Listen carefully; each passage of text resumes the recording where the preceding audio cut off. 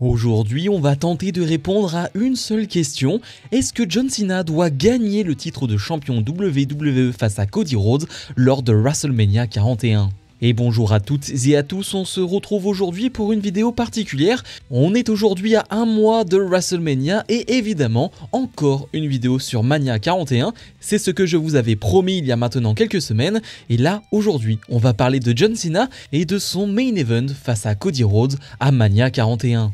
Et comme d'habitude, si ce genre de vidéo vous plaît, n'hésitez pas à mettre un maximum de pouces vers le haut et à vous abonner, c'est le meilleur moyen de me soutenir. Et donc en introduction, je vais vous expliquer un peu la thématique de la vidéo et surtout comment on va présenter cela. Dans la première partie, je vais vous parler de Cody Rhodes et pourquoi il devrait conserver son titre du côté de Mania. Je vais vous donner toutes les raisons et toutes les explications. Dans la deuxième partie, je vous dirai pourquoi John Cena doit gagner ce titre à WrestleMania 41 et devenir une 17e fois champion du monde de la WWE. Et enfin, dans la troisième partie, je vous donnerai mon avis en faisant un bilan et une synthèse de tout ce que j'ai pu dire dans la vidéo. Et il est important tout de même de préciser que WrestleMania 41 c'est dans maintenant un mois et mon avis peut totalement changer par rapport à ce qu'il va se passer dans les prochaines semaines. On sait notamment que Cody Rhodes et John Cena vont à nouveau se retrouver sur le ring pour un segment à Raw la semaine prochaine. Eh bien oui, mon avis peut totalement changer. Mais à la fin de cette vidéo, vous aurez mon avis à l'heure actuelle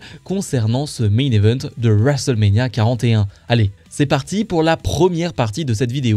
Dans cette première partie donc, je vais vous parler de Cody Rhodes, du champion actuel de la WWE qui d'ici WrestleMania 41 va passer les 1 an de règne en tant que champion. Et je vais vous dire pourquoi Cody Rhodes doit conserver son titre à Mania. Et pour cela, on est obligé de parler de son règne de champion qui dure maintenant depuis près d'1 an. Si je dois faire un bilan de son règne, je dirais qu'il est positif. Je dirais qu'il est positif parce que malgré les obstacles, malgré les embûches qu'a pu lui donner Triple H, et oui, parce que c'est Triple H qui book et on a pu voir à certains moments qu'il y avait quelques problèmes dans le booking de Cody Rhodes, surtout sur les adversaires qu'on a pu lui donner tout au long de l'année. Je trouve que Cody Rhodes s'en est très bien sorti. Déjà, ce qui est important, c'est qu'on a des matchs en tête. On se rappelle de pas mal de matchs dans ce règne de Cody Rhodes. Évidemment, récemment, on a les matchs face à Kevin Owens qui, franchement, sont excellents, notamment ce match au Royal Rumble qui était d'un très haut niveau. J'ai en tête aussi les matchs face à AJ Styles qui étaient d'un très haut niveau. Face à Logan Paul, c'était pas mal. Et ensuite, on a eu tout ce qui s'est passé avec Roman Reigns et la Bloodline. Et là, oui, c'est la période que j'ai sans doute le moins aimé dans ce règne de Cody Rhodes. C'est la période où justement, je trouve que Triple H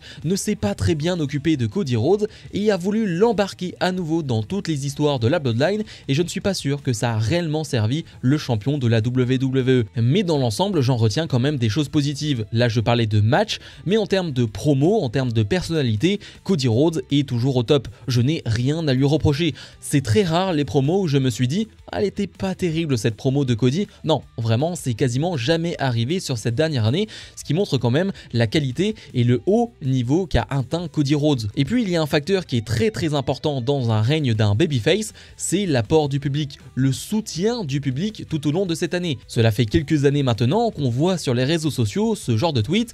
Cody Rhodes, à un moment donné, les gens vont se retourner contre lui. Et oui, ce côté babyface ne va pas durer et les gens vont en avoir marre, les gens vont se retourner contre Cody Rhodes. Et c'est ce que pas mal de gens attendaient, justement avec ce règne de champion. Que les gens, à un moment donné, soient lassés. Que les gens, à un moment donné, commencent à le huer et commencent à vouloir un autre champion.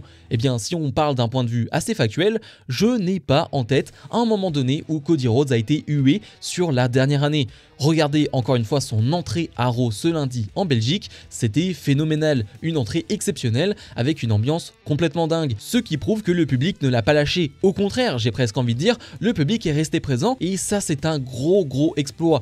Avoir un babyface champion pendant 1 an et conserver cette overness, conserver ce soutien absolu du public, c'est un véritable exploit. On sait, et moi le premier, on peut être vite blasé des babyface. Ils peuvent être fades, ils peuvent être vite redondants. Eh bien, ce n'est pas le cas avec Cody Rhodes, en tout cas d'un point de vue factuel, le gars est toujours over 1 an après, et ça je trouve ça totalement fou, et je pense qu'on n'en parle pas assez de cet exploit-là, parce que c'est pas donné à tout le monde, mais vraiment pas du tout. Et j'ai finalement un dernier argument qui va dans le sens de Cody Rhodes, outre son règne, outre son overness, c'est le fait que ce serait presque injuste, justement, de lui faire perdre ce titre à Mania. Je m'explique.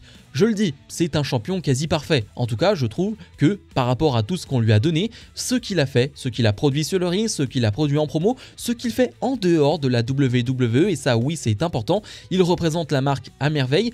On sait que actuellement, aujourd'hui, c'est le visage de la compagnie. Que vous le vouliez ou non, ce n'est pas Roman Reigns. Roman Reigns a certes peut-être plus d'aura, Roman Reigns est peut-être plus reconnu par rapport à toute sa carrière et ce qu'il a fait, mais aujourd'hui, par rapport à ce qu'est Cody Rhodes, par rapport au fait qu'il représente la WWE sur les plateaux télé, sur les podcasts, sur les différentes pubs, aujourd'hui le visage de la WWE c'est Cody Rhodes, à l'instar d'un John Cena il y a quelques années. Et donc lui faire perdre son titre alors qu'il a fait une année quasi parfaite, alors que oui il représente à merveille sa compagnie, alors qu'il est très over, qu'il est apprécié de tous, que en termes de merchandising c'est assez exceptionnel, il vend énormément de merch, donc tout est de son côté. Et bien le faire perdre son titre, ce serait injuste parce que tu as envie de dire qu'est-ce qu'il pourrait faire de plus, qu'est-ce qu'il pourrait faire de mieux, et donc lui faire perdre le titre pour quelqu'un qui est un part-timer, qu'on le veuille ou non.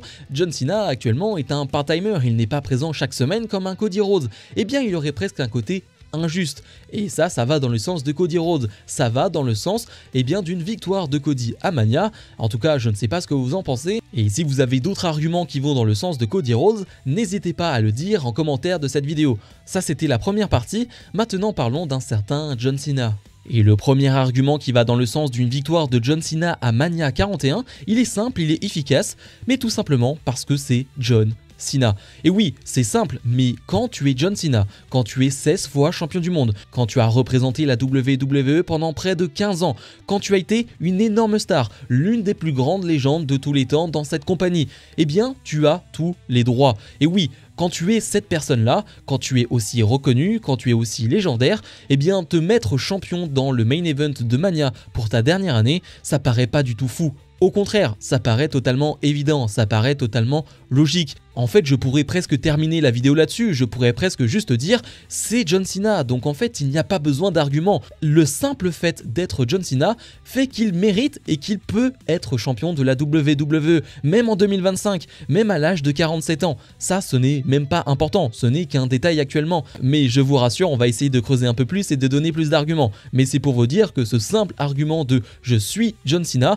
eh bien je mérite d'être champion, il suffit amplement. Mais pour aller plus loin, on a vu un John Cena faire un heel turn il y a maintenant quelques semaines, et ce heel turn il a choqué tout le monde. Évidemment il a vraiment choqué tout le monde, les enfants, on l'a bien vu lors du dernier Raw, c'était assez marquant. Et ce heel turn a redonné un petit coup de boost à John Cena qui n'en avait pas forcément besoin, parce que c'est sa dernière année à la WWE, il était ultra over, les gens attendaient justement cette dernière année avec impatience, attendaient le moment où il allait challenger Cody Rhodes, ou en tout cas un champion pour redevenir champion et pour devenir champion pour la 17e fois, donc en soi il n'avait même pas besoin de ce heel turn. Mais on doit le dire, c'est un heel turn légendaire, c'est l'un des plus grands heel turns de tous les temps, l'un des plus grands moments de la WWE de tous les temps, et donc l'attente et toute l'attention est autour de John Cena. On a envie de voir ce qu'il va faire en tant que heel, et on l'a vu lors du dernier Raw, on a eu les prémices de ce qu'il est capable de faire dans une promo assez longue, ça donne envie, ça donne réellement envie d'en voir plus, et ça pourrait te donner envie d'en voir plus en tant que champion WWE.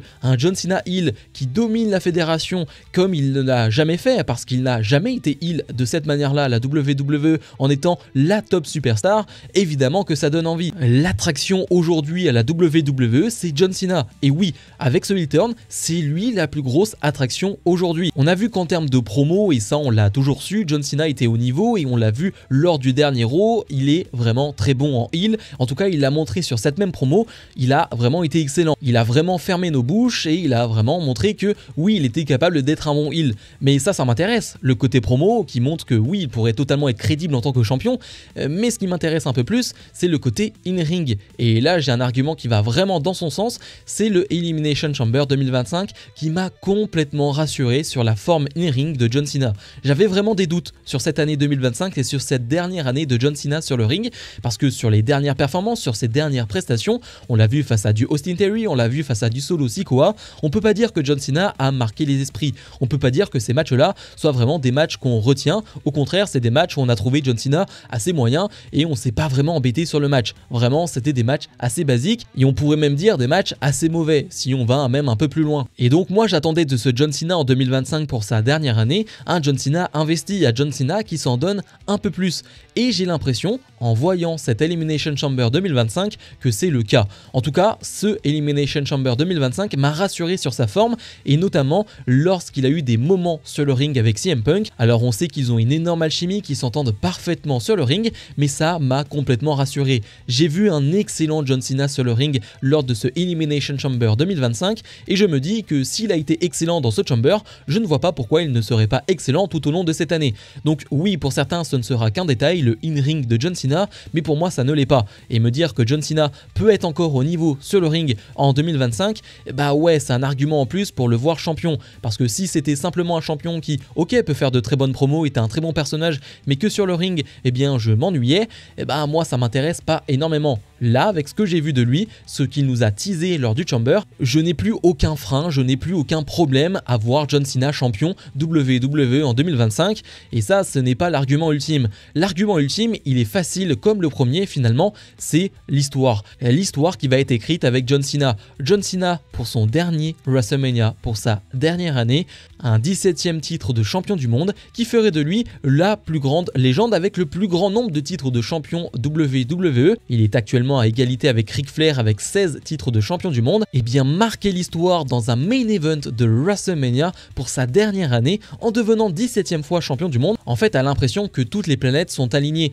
que tout est écrit pour que John Cena soit champion. En tout cas, si tu veux le couronner une 17e fois champion du monde, t'as l'impression que c'est le moment idéal, que c'est le moment parfait. Et ça, je suis désolé, mais quand on parle de l'histoire, quand on parle de l'histoire du catch et de la WWE, ce genre de gros moments, ce genre de moments importants, historiques, il n'arrive pas à des moments anodins, il n'arrive pas dans des lieux anodins.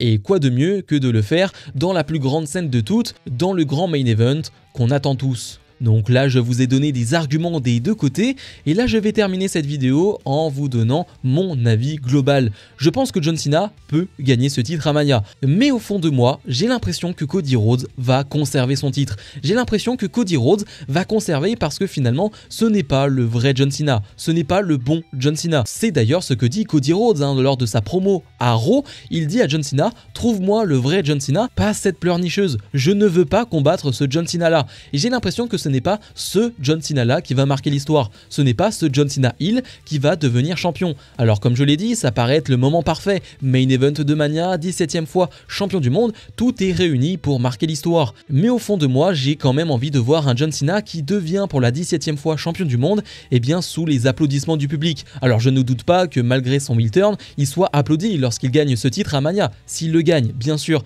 mais je pense qu'une rédemption au bout de l'année, je ne sais pas, lors d'un PLE, Survivor Series, SummerSlam, même un peu plus tôt dans l'été, eh bien je me dis que ce serait encore plus beau. Un John Cena qui repasse du bon côté de la force et un John Cena qui devient réellement champion du monde à ce moment-là parce qu'il a vu qu'en passant du côté obscur, ça ne lui a pas permis de devenir champion du monde et que cela lui a ouvert les yeux et qu'il va redevenir un bon gars et qu'il va devenir champion en redevenant la personne qu'il a été pendant les 15-20 dernières années, c'est-à-dire le John Cena qu'on respecte, le John Cena qu'on aime. En tout cas, c'est mon avis à l'heure actuelle. À l'heure actuelle, je ne vois pas Cody Rhodes perdre son titre à Mania face à John Cena. Mon avis peut encore changer, comme je l'ai dit, dans les prochaines semaines avec les différentes promos qu'on aura tout au long des dernières semaines avant Mania. Je vous invite bien sûr à me donner votre avis en commentaire de cette vidéo et je pense d'ailleurs que vous ne serez pas toujours d'accord avec moi, avec ce que j'ai dit et surtout avec mon avis général qui voit une victoire de Cody Rhodes à Mania. Donc évidemment, dites-moi tout ça en commentaire de cette vidéo, je lirai chaque commentaire. Je vous invite à mettre un maximum de pouces vers le haut, à vous abonner et nous on se retrouve dans la semaine pour d'autres vidéos. Salut.